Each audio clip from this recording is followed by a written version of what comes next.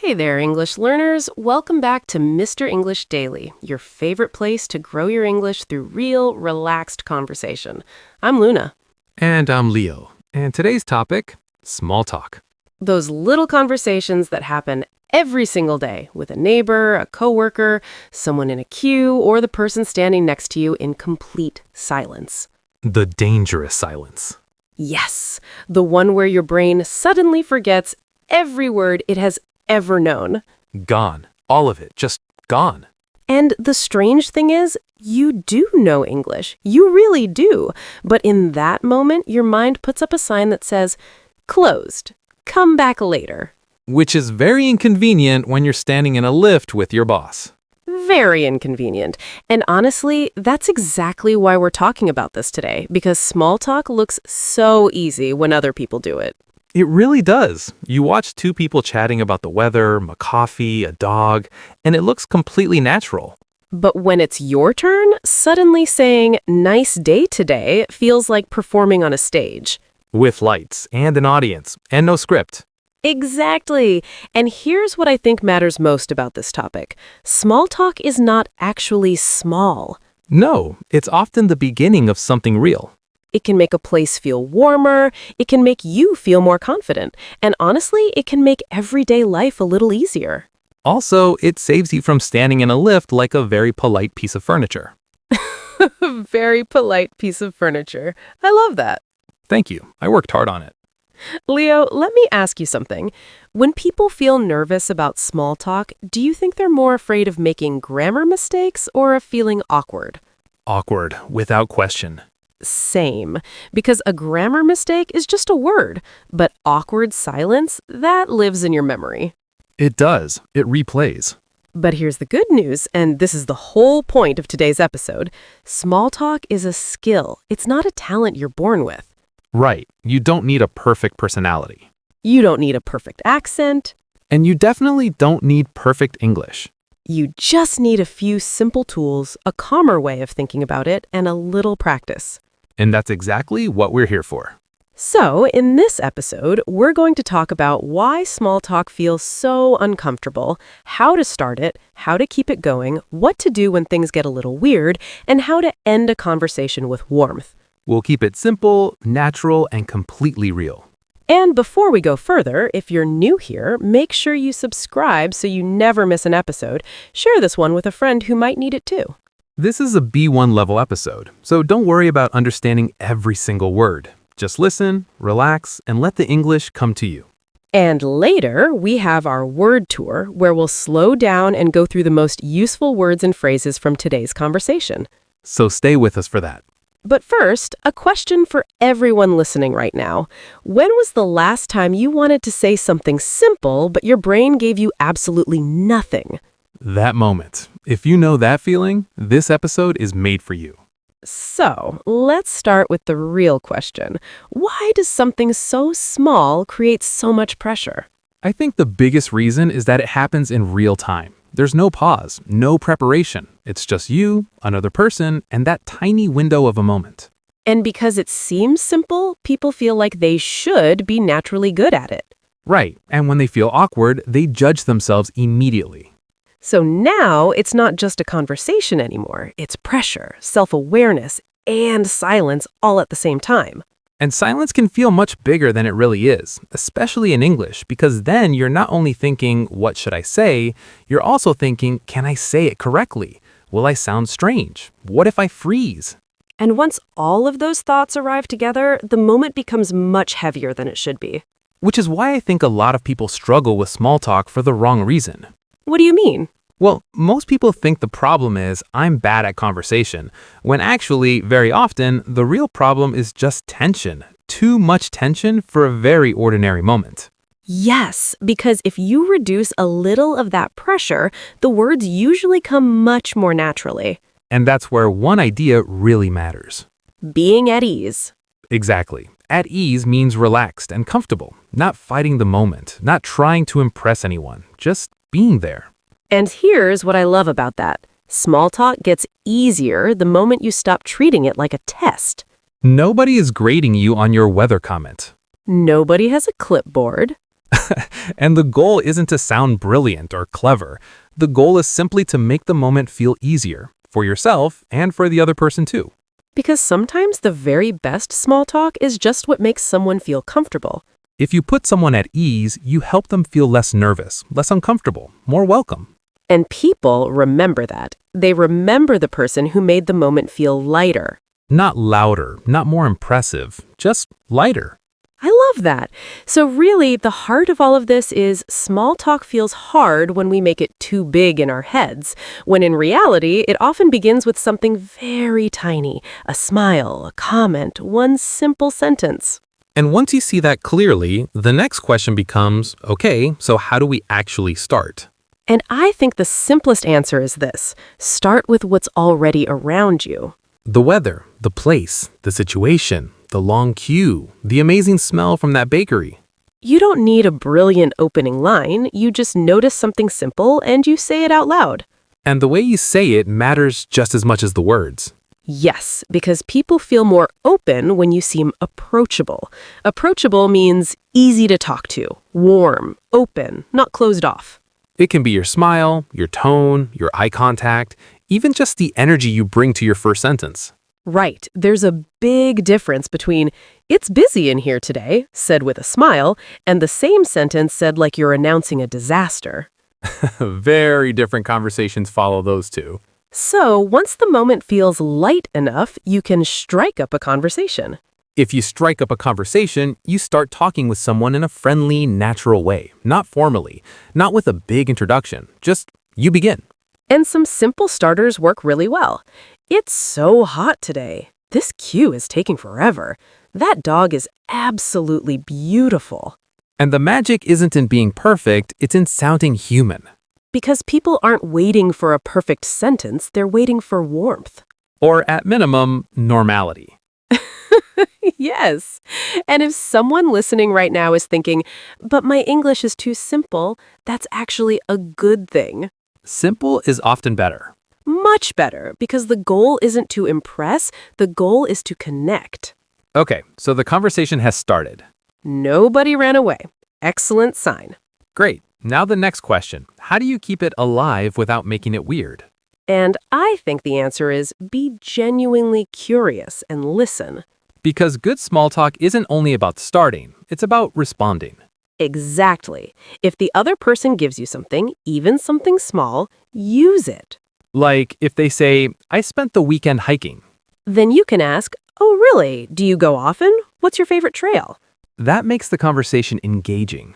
Engaging means interesting and enjoyable, alive. When you're engaging, the other person wants to keep talking. And that usually comes from one very simple habit. Following up on what the other person said.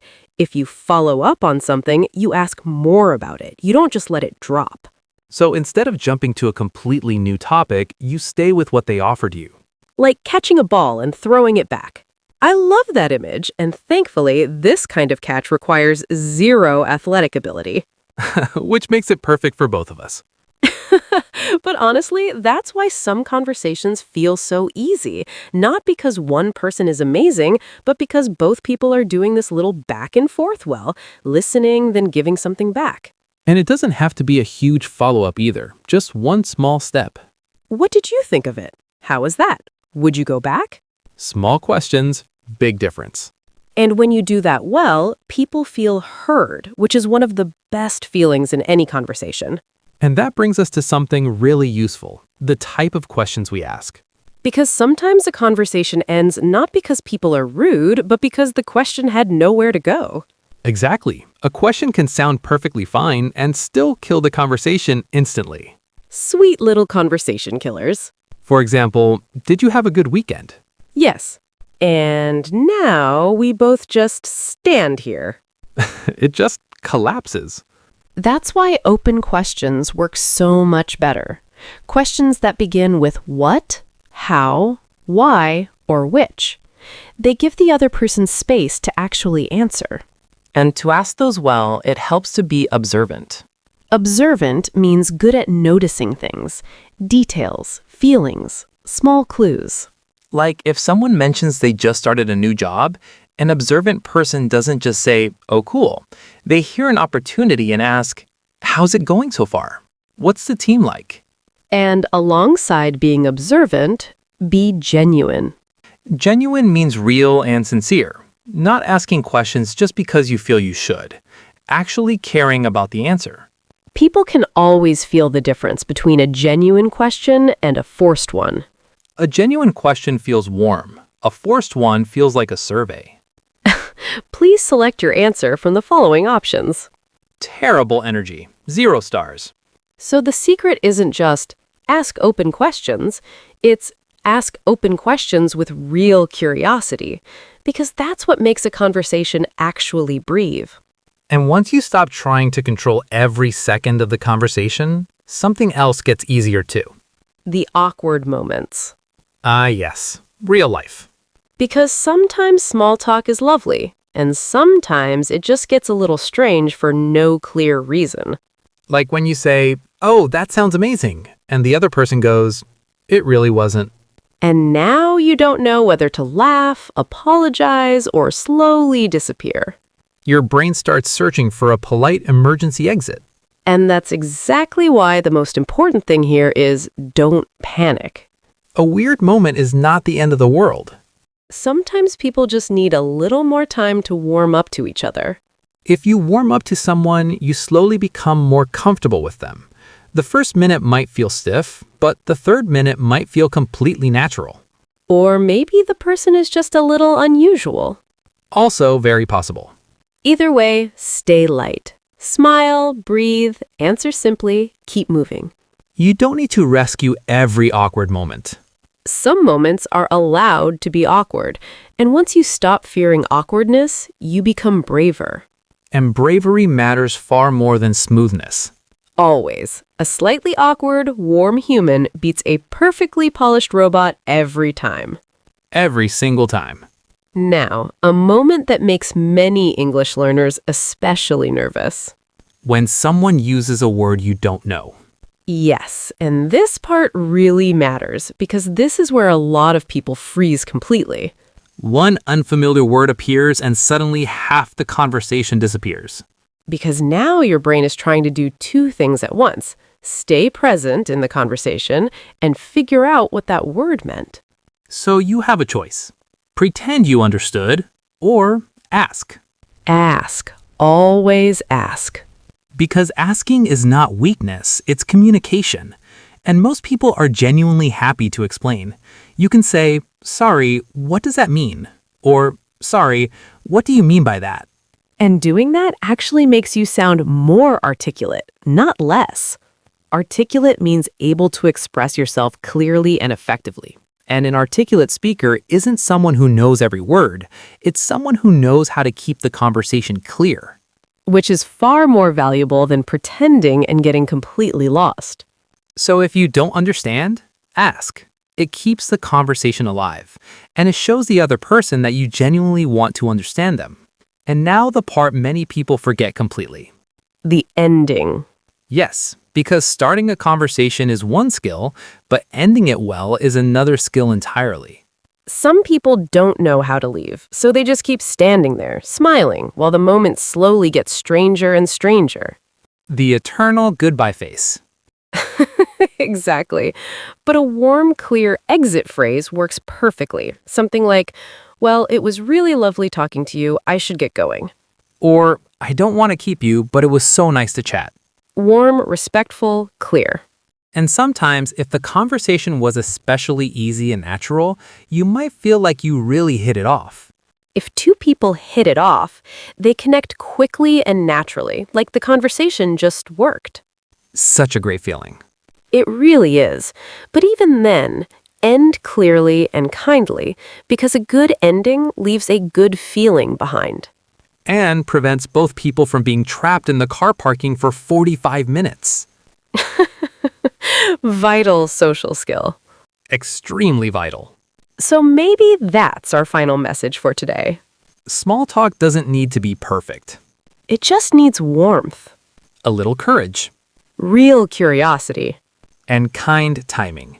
Start simply, listen carefully, ask openly, stay human, End politely.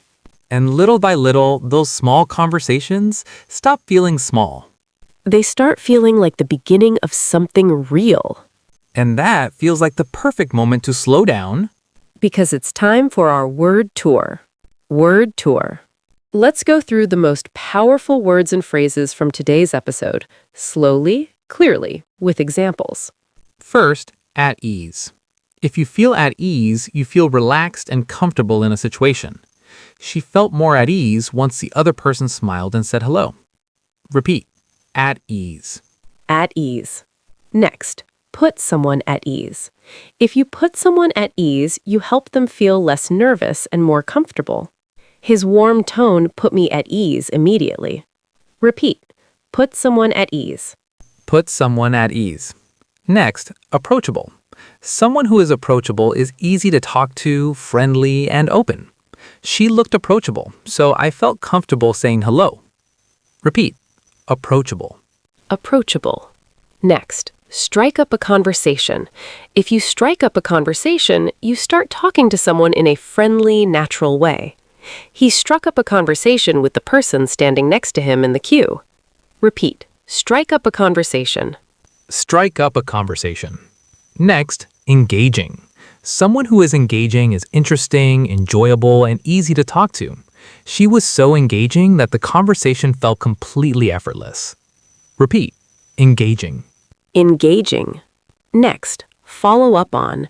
If you follow up on something, you ask more about it after the other person mentions it. He said he'd visited Japan, so I followed up on that and asked which city he loved most. Repeat, follow up on. Follow up on. Next, observant. Someone who is observant is good at noticing small details and picking up on subtle clues. Observant people tend to ask much better questions. Repeat, observant. Observant. Next, genuine. Something genuine is real, honest, and sincere, not forced or fake. People respond far more warmly to genuine curiosity than polite performance. Repeat, genuine. Genuine. Next, warm up to. If you warm up to someone, you gradually become more comfortable and relaxed around them. She was quiet at first, but she warmed up to me after a few minutes. Repeat, warm up to. Warm up to. Next, articulate. Someone who is articulate can express themselves clearly and effectively. An articulate speaker isn't someone who knows every word, it's someone who knows how to keep the conversation clear. Repeat, articulate. Articulate. And our final phrase, hit it off. If two people hit it off, they connect quickly and naturally from the very first conversation. We hit it off immediately and talked for almost an hour. Repeat, hit it off. Hit it off. And those were your words from today. Each one is something you can use in real life, starting today. Because that's really the whole message of this episode, isn't it? Small talk doesn't need to be perfect. It just needs warmth. Being curious. Being present. Being brave enough to begin. Because one simple sentence can make a moment feel lighter, and sometimes that lighter moment becomes the beginning of something real. So if small talk has always felt uncomfortable for you, that's okay. You don't need to be amazing at it straight away. Just start small, stay friendly, keep listening, and let yourself grow more natural over time. And if this episode helped you, subscribe, share it with a friend, and leave us a comment. We'd love to hear from you. Take care of your English. And take care of yourself. I'm Luna. I'm Leo. And this is Mr. English Daily. See you next time.